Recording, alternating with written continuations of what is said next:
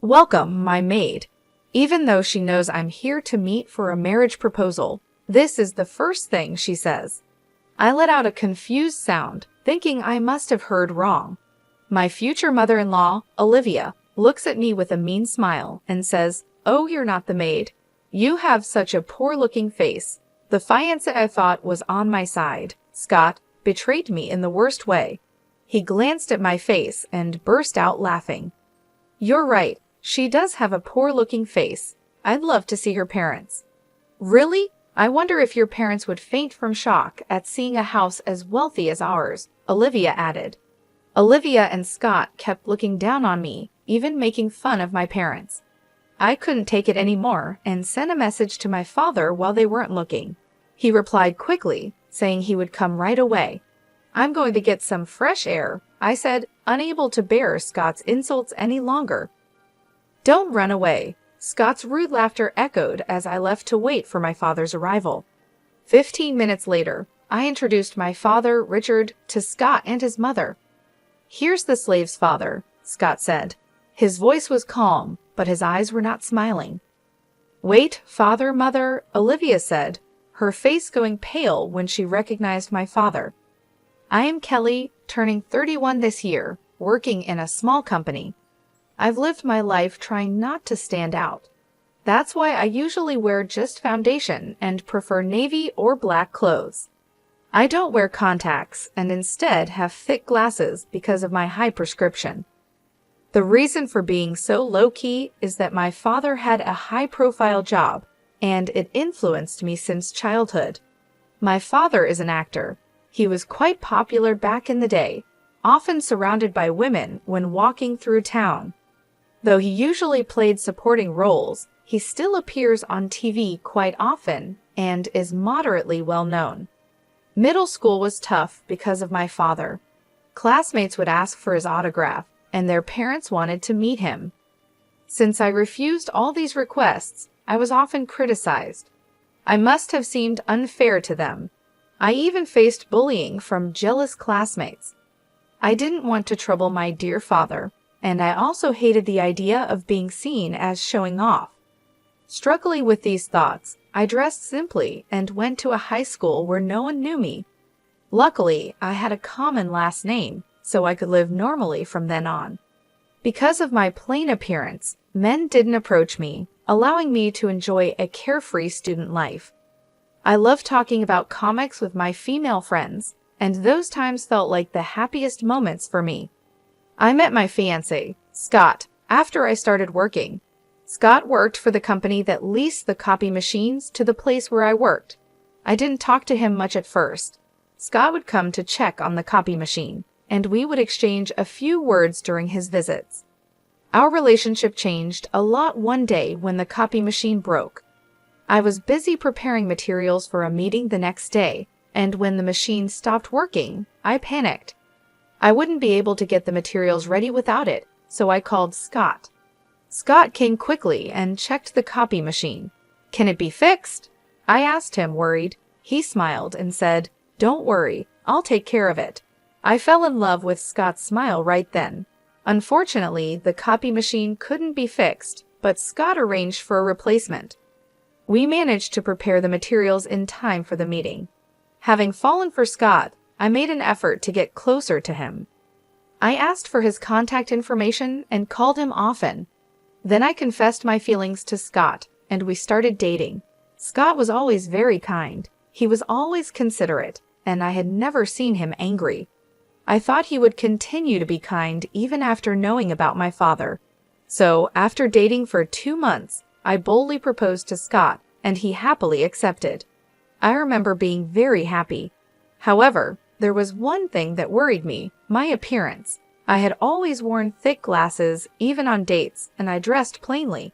It was a habit that was hard to break. The real me looked just like my father, with distinct features because of my appearance.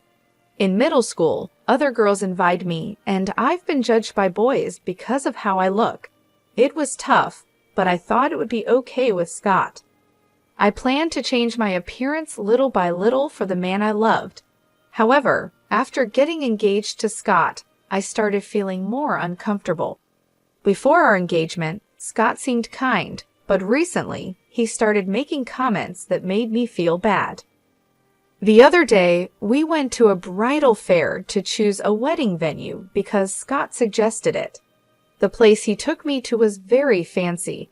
It was a beautiful guest house perfect for a big wedding with over 200 guests. Seeing that, I felt confused.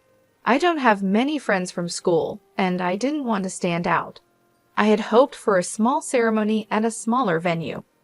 I wanted to go home right away, but Scott seemed to be having a good time, so I didn't bring it up. I stayed and went along with it. After it was over, we stopped by a cafe, and Scott was in a great mood. The wedding venue we saw earlier was nice, wasn't it? I'd like something even more extravagant, he said while drinking coffee.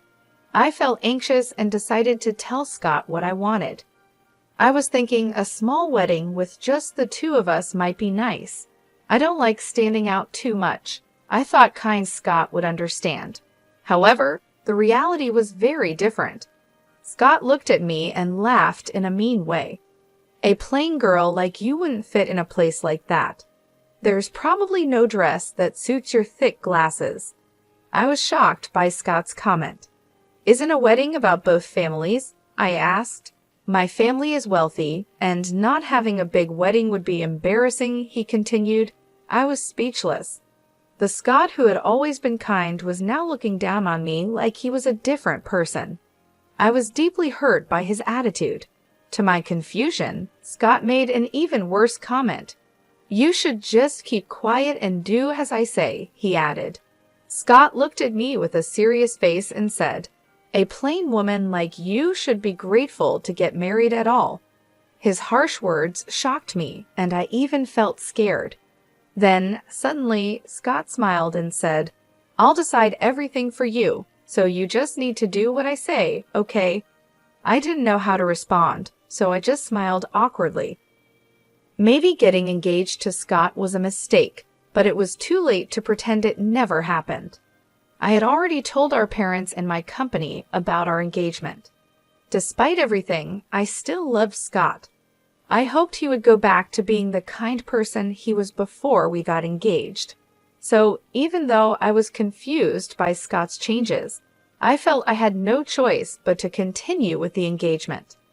Scott kept making comments that troubled me, and with each one, my heart felt more hurt. But I couldn't bring myself to hate him. Even when I thought about breaking up, I remembered the kind Scott I used to know. I still loved him, so despite my confusion, I stayed in the relationship. Then, one day, something happened that confused me even more. It was the day Scott and I finalized our wedding venue. After visiting several places, Scott chose the luxurious guest house we first visited. With pride, he said, a lavish ceremony really suits me. It's unfortunate for you, though. Scott laughed, and it hurt me. We went to the guest house to sign the paperwork. On the way, I saw someone I didn't expect. Oh, is that you, Scott? It was a woman. Scott looked surprised and said, Mom, what are you doing here? He then introduced us. Kelly, this is my mom, Olivia. Mom, this is Kelly, my fiancée. I told you I was getting married, remember? Olivia greeted me with a smile and said, I'm Scott's mother. You seem like a serious woman. Where do you work? You must be working at a big company, right? This was my first time meeting Scott's mother. I nervously told her about my company and that I do clerical work. Olivia made a puzzled face and said, I've never heard of that company. Scott then joined our conversation and said, Kelly's company is one of my clients. It's a small company with about 20 employees, so it's natural you haven't heard of it. After hearing Scott's explanation, Olivia's face turned grim. I thought since you were Scott's fiancé, you'd be working at a more reputable company. Doesn't that mean your salary is low? Are you planning to make Scott suffer? Olivia's words caught me off guard. I felt embarrassed and quickly said, I'm sorry, my salary isn't very high at my current job. I had no choice but to apologize to Olivia. Olivia sighed heavily and said, Can you at least not rely entirely on Scott? Our family is from a distinguished background. We don't need a woman with a questionable background. I didn't know how to respond to her harsh words. Olivia continued, "What about your parents? They work at reputable companies, right?" She glared at me with narrow eyes. My father is," I started to answer, but then I noticed something familiar in her bag and stopped talking. Seeing my confusion, Scott spoke up. "Come on, Mom, calm down. We're going to visit the house and make our marriage introductions soon, all right?" Olivia didn't look happy and glared at me with a sour expression. It was clear that my first impression on her was terrible. The path to marriage seemed difficult, and I sighed quietly. Then came the day of the marriage introduction. "Wow," I muttered as I stood in front of Scott's family home. It was far beyond anything I had imagined. Olivia had mentioned that their family was distinguished, so I expected them to be wealthy, but the reality was astonishing. The gate was automatic, there was an elevator inside, and there were even 10 luxury cars parked outside. They must be my future father-in-law's hobbies, I thought.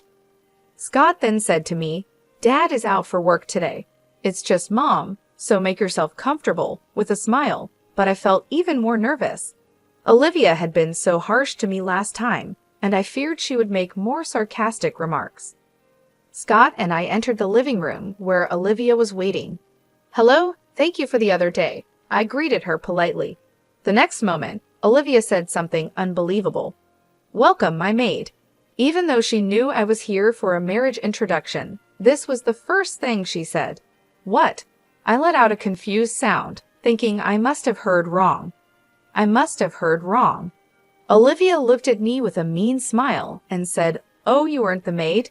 You've got such a poor-looking face." I couldn't believe she said something so awful.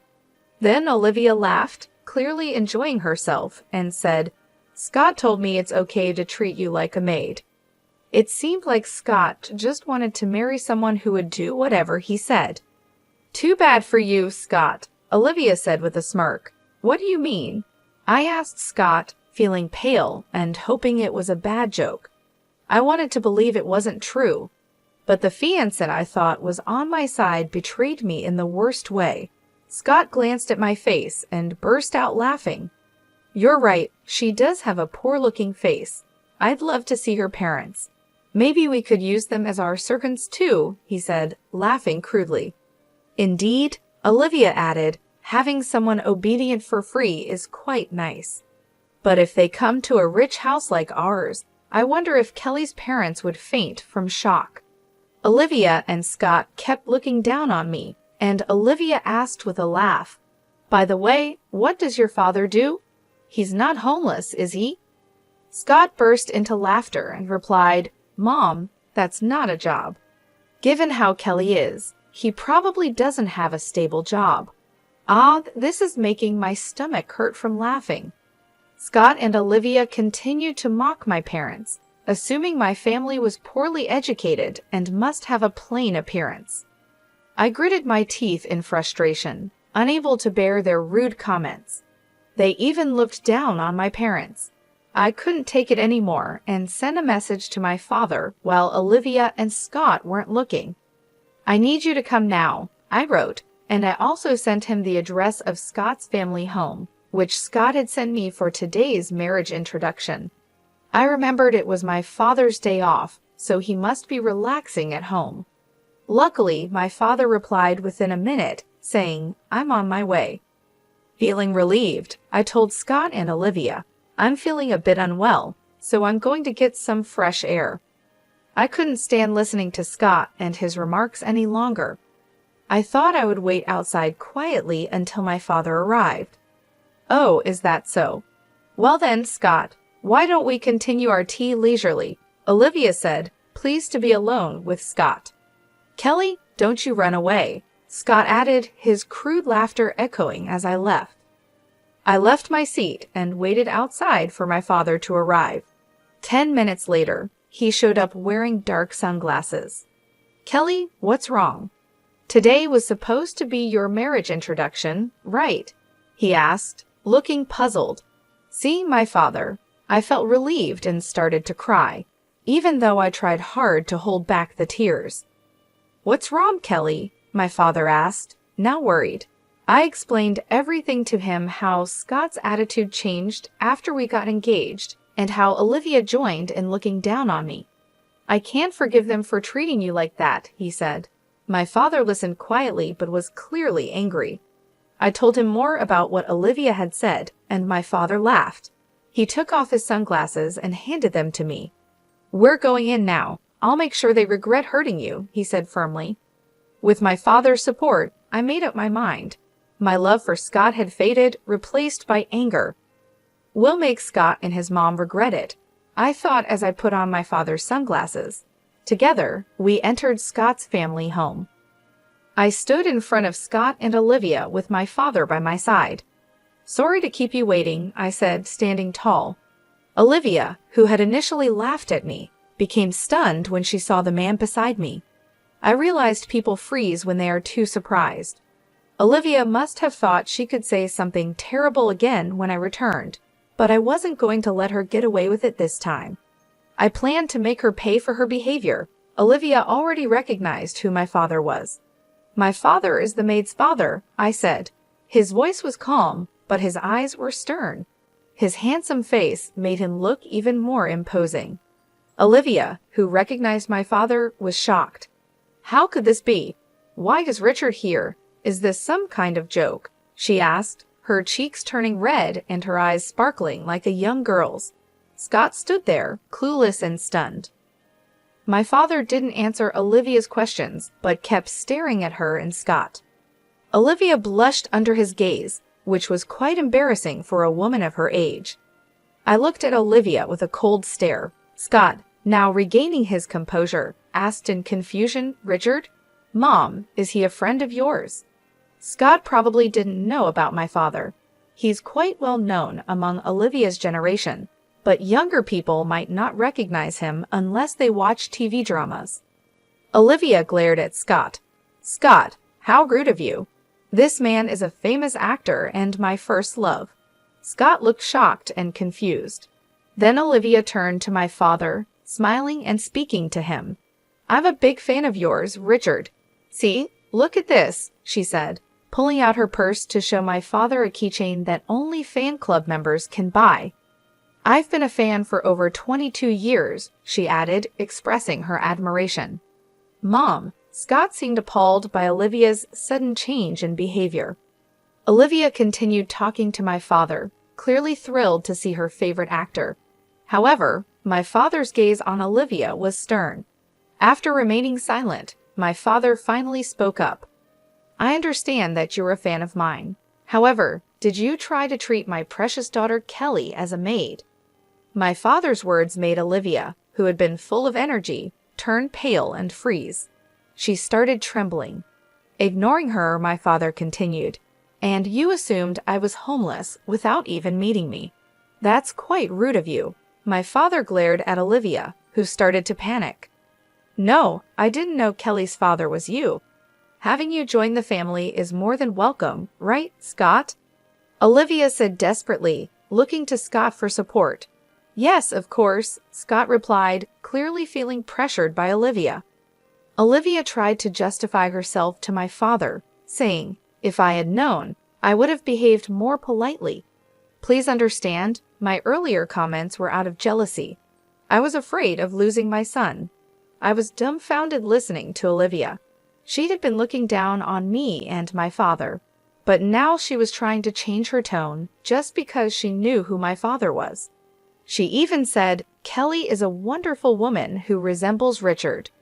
Watching their interaction, I thought, I can't let my father be troubled any further. This is my issue. I should be the one to speak up to Olivia. So I told her, "I'm breaking off the engagement with Scott. There's no way you'll become family with my dad." "What? Kelly, please reconsider. This is my chance to become family with Richard," Olivia said, looking almost tearful. Despite all her terrible behavior towards me, her tearful face couldn't be trusted. I looked at Olivia coldly, but she still thought she could convince me. Seeing me silent, she smiled and said, "You want to marry Scott, don't you?" I won't oppose it anymore. It's okay, I'll do anything for you.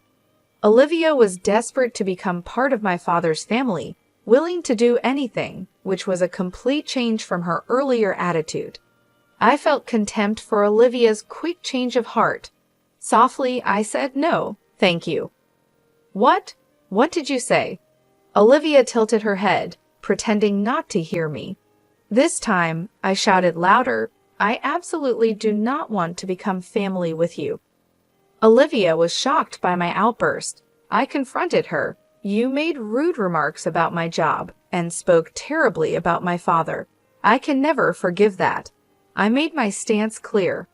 Olivia, realizing she couldn't convince me, turned to my father and said with a smile, Kelly says this, but Richard, you want your daughter to be happy, right? Our family is wealthy, and she'll be happy with us. Some people think money brings happiness, but not me. My father, understanding my feelings, responded to Olivia, Kelly values love over money. Besides, our family has money. I, being an actor, earn a decent amount. Olivia was at a loss for words. It wasn't surprising my father is a well-known actor who appears often in dramas and doesn't struggle with money. Given our family's wealth, there's no reason for me to marry just for money. Olivia fell silent, unable to come up with a good argument. Then my father continued, You say you're a fan of mine, but I despise anyone who mistreats my precious daughter. Could you please not call yourself a fan anymore? Saying this, my father glared at Olivia. She burst into tears and said, If Richard hates me, I won't be able to live. Olivia sobbed uncontrollably. Scott, who had been silent until now, began to speak. You've been quite bold, Kelly. You'll regret it if you break off our engagement. No one will want someone like you, he laughed.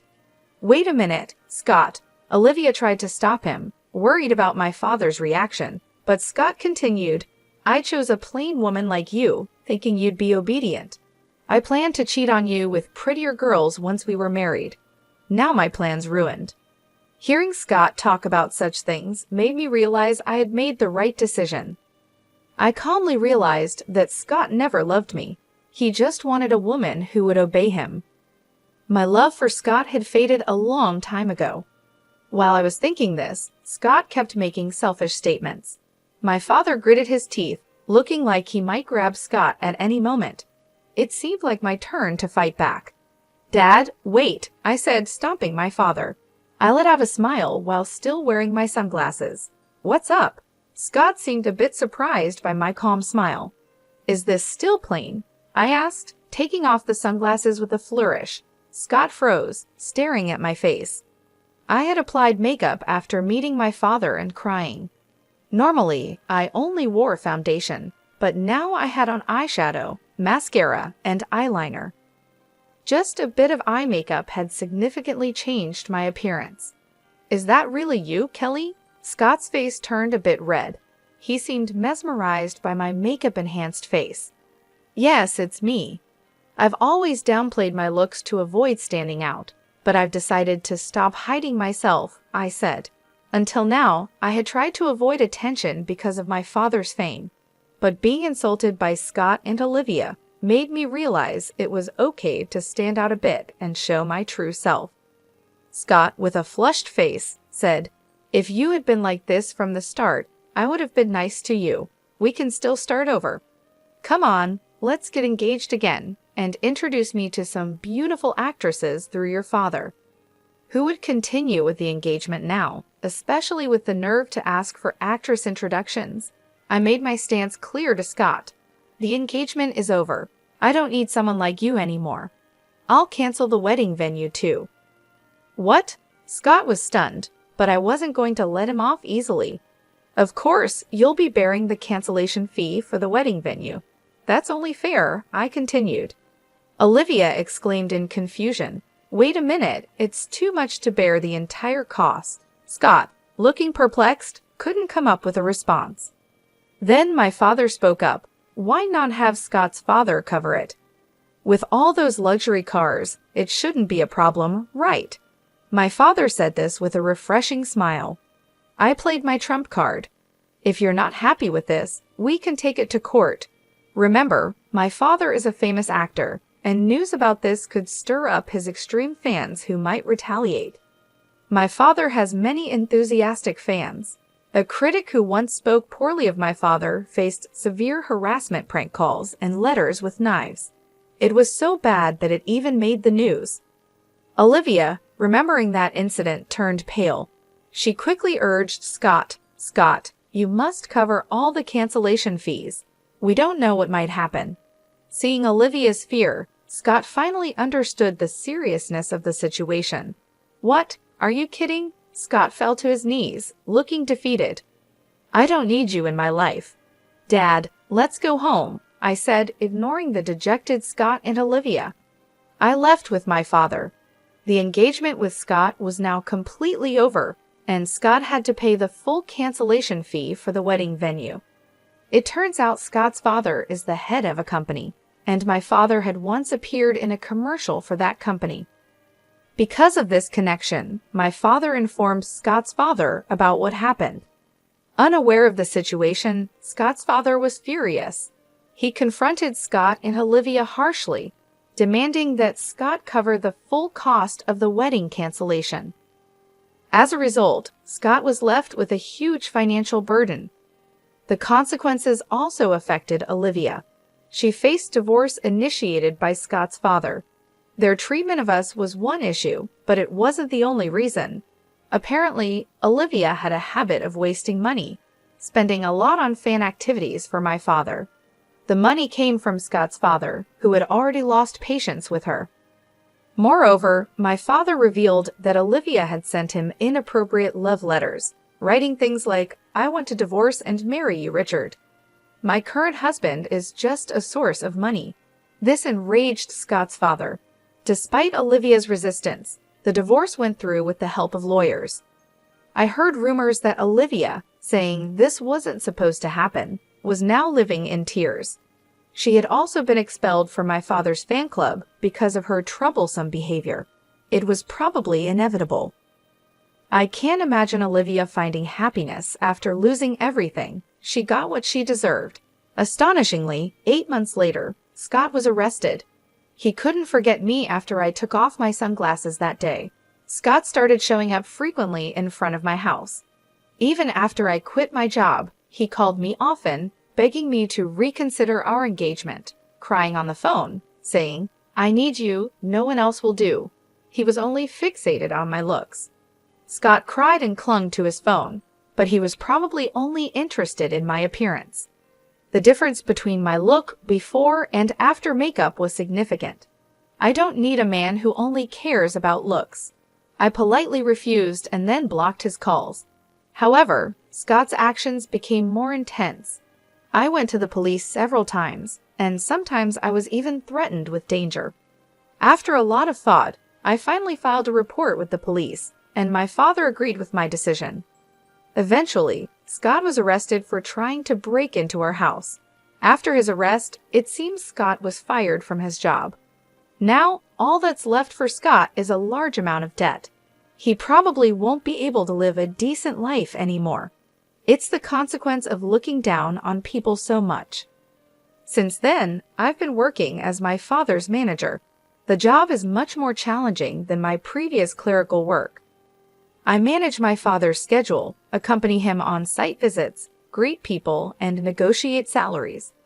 Before, I only commuted between the company and home, talked to a few people in the office, and mostly worked on the computer. Now, meeting people and talking has become a big part of my job. It's a huge change from before, but I find it incredibly enjoyable. Being a manager is a glamorous job, but it's not just about that. I support my father behind the scenes so he can focus on his acting career. The work hours are irregular, and you need to be adaptable. Most importantly, it's a job that lets me closely support my father. I want to repay him for all the worry I've caused. It's a job I've just started, and there will surely be many challenges, but I want to keep moving forward and do my best alongside my beloved father. Today, I continue to do my best.